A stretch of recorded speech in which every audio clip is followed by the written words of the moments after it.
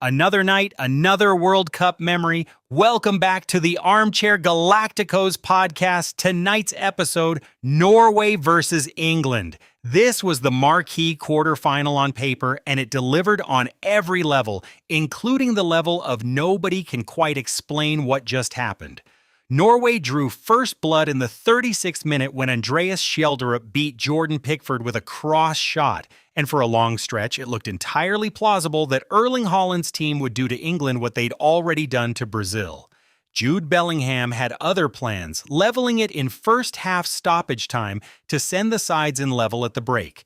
A goal that turned out to be merely the opening act of his night, not the headline. Thomas Tuchel made a bold double change at halftime, sending on Bukayo Saka for Noni Madueke and Eberechi Eze for Declan Rice. And then in the 56th minute came the moment that will be replayed for years. Torbjørn Heggem turned home a rebound to apparently put Norway back in front, only for referee Clement Turpin to be called to the monitor.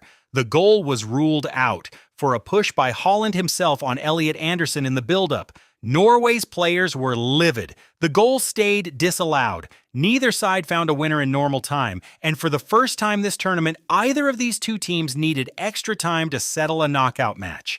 3 minutes in, Bellingham struck again. Morgan Rogers' shot was spilled by Ørjan Nyland, and Bellingham reacted fastest to turn home the rebound, England 2-1, and then Norway did something that still doesn't fully make sense. At halftime of extra time, with his team trailing and desperately needing a goal, manager Ståle Solbakken substituted Erling Haaland, his best player, Norway's leading World Cup scorer, the one man most likely to conjure an equalizer from nothing, for Jørgen Strand Larsen.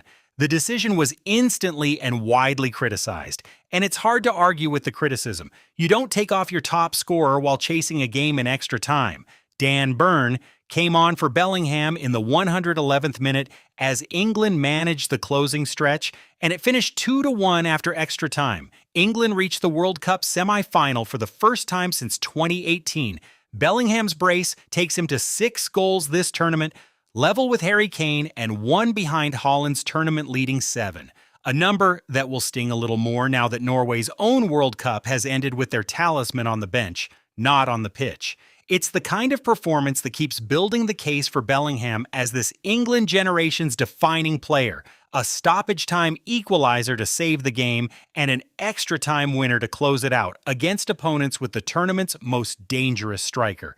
They face Argentina on July 15th in Atlanta in a mouth-watering semi-final. The big question, of course, will be, is it coming home after 60 long years? Norway's story deserves real respect on the way out. Their first World Cup since 1998, a first-ever knockout win, a first-ever victory over Brazil. This generation leaves with genuine credit, even if the final image is a baffling substitution that will follow their manager around for a while. Of course, it was the Norwegian fans who stole the show and captured everyone's heart.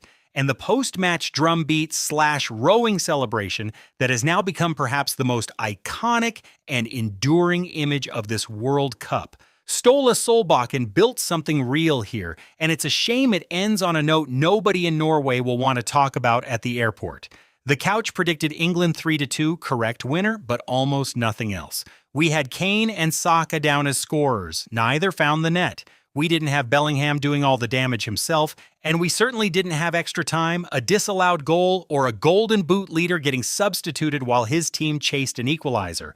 Confidence rating, right team, wrong everything else, again. That's the Armchair Galacticos read on Norway versus England. Yes, the couch is signing off, right about some of it, wrong about most of it, same as always.